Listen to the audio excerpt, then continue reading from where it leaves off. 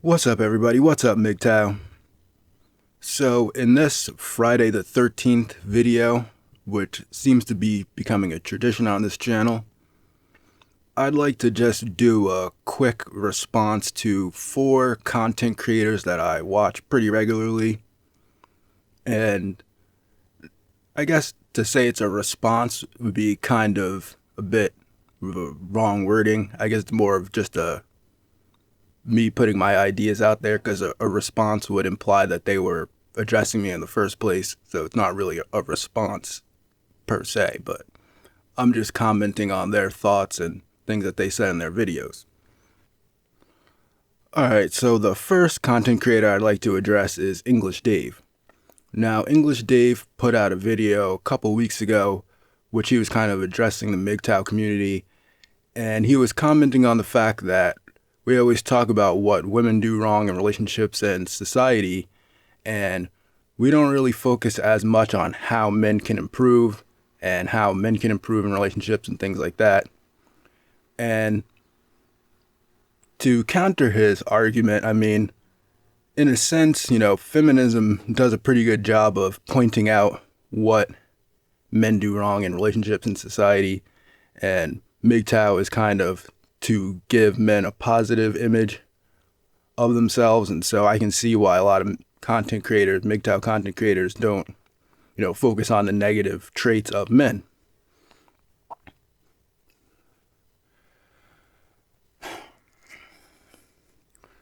Now, saying that, I did, kind of think about the question, and, I've actually made a few videos in the past called Mistakes Were Made and Mistakes Were Made the prequel, which are like 2-hour-long each videos, which I talk about things that I could have done differently in relationship and stuff like that. But, I mean, I guess just to answer his question more directly and thinking about it more, at first, my first thought was most obvious. Well, I could have had more money. I could have had more money. I mean, I guess everybody can say that. And then I thought about it more. And, one thing that I might not have mentioned in other videos previously was, I definitely had like a lack of assertiveness in the relationship. And I think that could have led to some problems too, because, I mean, obviously being raised in like the 90s and feminism and all that stuff, the whole idea of being like kind of a dickhead, and, obviously we didn't have a lot of information like PUA information and all this other red pill information. You kind of were taught that, being a nice guy and being accommodating and those type of things are beneficial in a relationship, which obviously they're not. Now we all know that that's not how it works. But, I definitely could see that a lot of problems could have been avoided just by me like taking charge and being more of a dickhead in certain situations, and not always trying to be so accommodating and like, oh, well, we can do it this way, and oh, you need extra help, and oh, I'll sacrifice what I'm doing right now to help you, like things like that.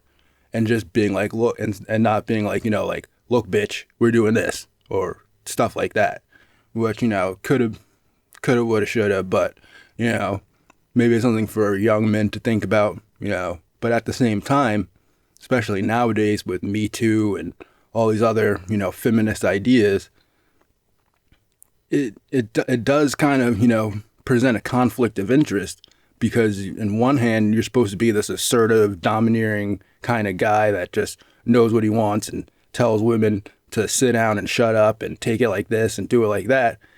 And on the other hand, you could end up in jail real quick doing that these days. So it's like kind of like, that's definitely beyond like all the like basic MGTOW stuff. That's definitely something that's putting me off of pursuing relationships, is just this whole like conflict of interest when it comes to what society's saying you're supposed to be doing and what biology is saying you're supposed to be doing. And it's just kind of confusing. So I kind of tapped out on that. All right, so the second content producer I like to address is TFM. Now, I watch TFM on and off. Usually I'll watch the Saturday show or whatever if I'm around. And I usually catch the rant. The rant's the best part. I mean, the callers, they're all right, but I kind of am like, whatever. You know, sometimes when he hangs up on people and they're making a good point, I'm like, you know, but the rants are always good. But this week, you know, he was going in on his usual kind of, you know, F religious people and religion's stupid. And he was saying how, you know, all these different philosophies were developed by Christianity, but he didn't mention libertarianism. And libertarianism was also invented by like Christian thinkers too, because libertarianism, and if you look kind of, which is not in his political dichotomy, but if you look at one of the things that, you know, religious people in the United States, Christian people and, you know, libertarians share, one of the ideas is that you're an individual. Like the whole idea of having like an individual soul and an infinite soul that's individual and it's yours and you're responsible for what you do in life. That's a Christian idea, because other religions and other cultures kind of believe more in the like organism type of belief, where it's like humanity is just an organism. The tribe is just an organism and the king is the head and the servants are the feet and the warriors are the arms. Like that's how a more traditional old world view of, you know, your culture, your society, your nation was presented. And it wasn't until Christianity came around that this idea that each person is an individual and that you go to heaven or hell based on your individual actions and not some collective actions is a Christian concept. And libertarianism itself is kind of the Protestant response to the problem of evil. Because if you look at the problem of evil, one of the two main theodicies of the problem of evil, or the main two explanations of why the problem of evil exists, is one, the more common Christian and New Age also conception that life is a test. That basically life is a test, and you might think that God's an asshole, but he's only doing it to temper your spirit so that when you go into the next level or whatever, that you'll be a more complete individual soul. And the second kind of answer to the problem of evil is that, you know, well, God gave us all free will, and that's why there's pain and suffering and things like that in the world, because if we didn't have the choice to be bad, then we couldn't be good. And so therefore, God allows people to do bad things to other people because it's the only way that we can truly be an individual soul. And it's the same thing as libertarianism. It's like, well, it would be nice if we could go around and nanny every single person all the time and watch every single person, but we can't. And bad things are going to happen to good people. But having our own freedom and individual free will in order to make our own choices and decisions and take responsibility for our own actions is greater than trying to be inside some collective and, you know, be part of an organism. So you can see that the idea of libertarianism and you being an individual and taking responsibility for your own actions, and only you're responsible for your own actions and you'll be punished for your own actions, is a Christian idea, and it's a Protestant idea. It's a progressive Protestant idea, because, you know, the traditional Catholics and the Orthodox Christians, they don't really believe in that way, in libertarianism in that way, that just freedom and justice are these abstract ideas that don't go along with like patriarchy and believing in the church and all this other stuff, because to them, you know, you can only be free to do certain things. There's limitations, and actually by making everything completely 100% free from any restriction and regulations actually causes more problems than it solves. And so only really the Protestant believe that, you know, liberty and justice and freedom are the highest value, and so do libertarians. And so you can see how libertarianism came from Christianity, just like communism and capitalism and all these other isms that, you know, TFM wants to put in a box and say that they're stupid because because Christians made all this stuff up, but they also made up libertarianism too.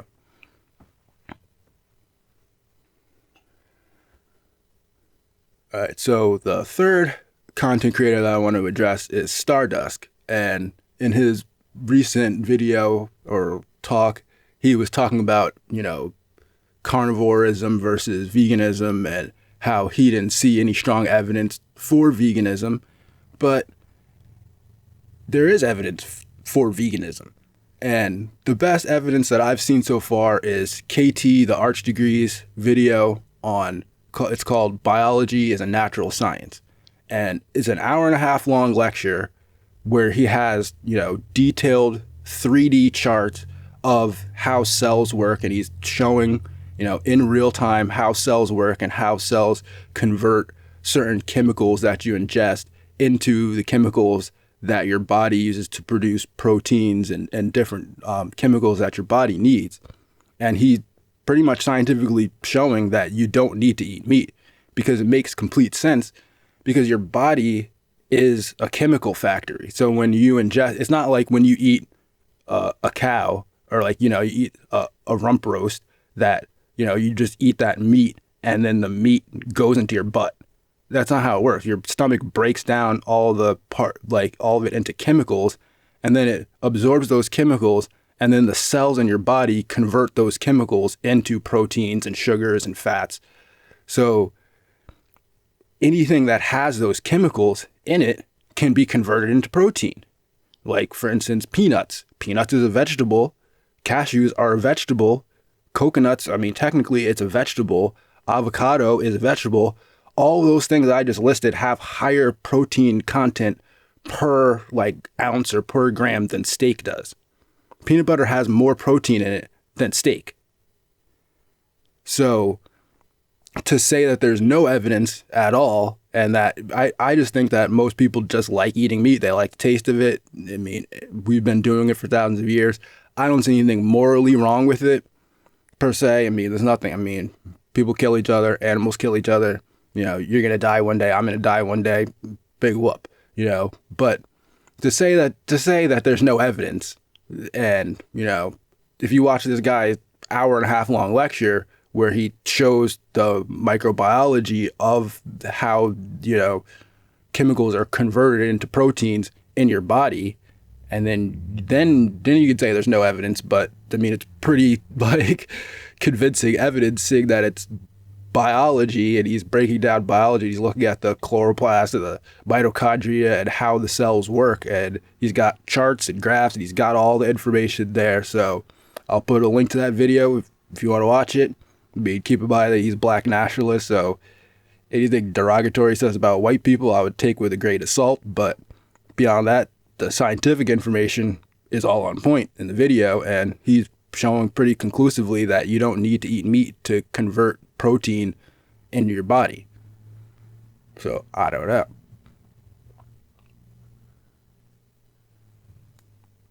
So the last content creator I want to address is Analyzing Male Slavery.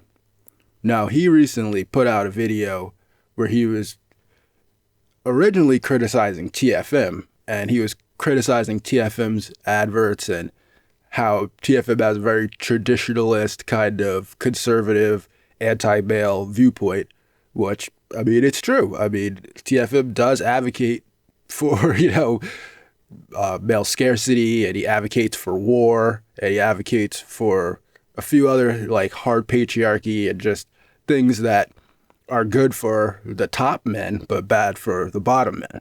And, Analyzing Male Slavery is more of a socialist, so he wants everything to be equal for everybody, but that's just not how the world works. So in that sense, criticize away. But then he came in and he starts conflating what TFM says with MGTOW. TFM is not MGTOW. TFM is his own man. He does his own thing. I respect it. I think a lot of people respect it. But to try to say that the things that TFM says is reflective of everybody in MGTOW, it's come on, man. You've been in MGTOW for a long time. You've been in before, because I remember watching your videos before you changed your name, and you used to do some great long rants on feminism and the history of feminism and the history of socialism and different things like that. But now you seem to spend your time attacking MGTOW a lot instead of coming up with some ideas or some plans and things like that. Because to me, like, if I had gotten completely destroyed by Coltaid like you did, I would try to reanalyze my strategy a little bit. You know, I'd probably just go off. I mean, that video was nuts. I would have just left the internet. But the fact that you're still here and, you know, don't lump everybody in MGTOW in with what TFM says. Because it's just it's fallacious.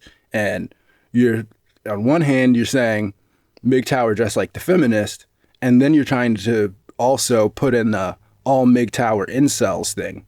And that argument's getting ridiculous. Because on one hand, you already know MGTOW is not the same as the feminists. And to try to say that all MGTOW are just incels, that they're just incels in denial. It's such a tired argument. It's like, you don't know the people. You don't know what opportunities for sex that people have in order for you to make the judgment that they're incels in denial. You don't know. You're just making a wild claim and trying to insult people. And maybe it's because, you know, MGTOW doesn't like your ideas and Coltaid made that takedown video about you and I don't know. But to try to attack everybody in MGTOW when you know that people are just trying to get by and guys are just trying to stay out of jail, stay out of child support, stay out of problems, stay out of drama. That's what, and then you're just an incel because I don't want to have to deal with a bunch of stuff that just makes my life more difficult for no reason. So now I'm an incel, you know, now I'm a feminist because I have some political disagreement with the way the world, everybody does. So if you have a political disagreement with the status quo, then you're a feminist. Is that what it is? Because then Republicans are feminists, Democrats are feminists, Libertarians are feminists, Communists are feminists, because everybody has a disagreement with the status quo.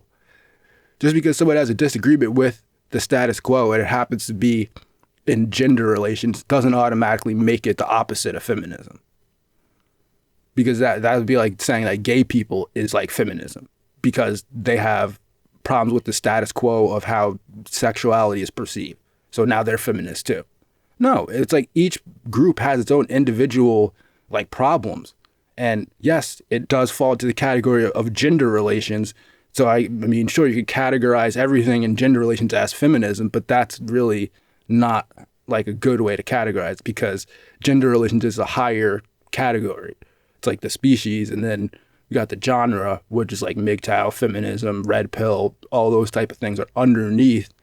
It's not like feminism is gender politics and then everybody else is just an offshoot of feminism. That's not how it is. But anyway, I'll just stop there because, I mean, I like analyzing male slavery. I like his videos, but please just don't attack everybody in MGTOW because TFM said something that you disagree with. Just come on. Well, anyway, that's all I got for this video. Hope you guys enjoyed it. If anybody listened to the video, have a good day and go MGTOW.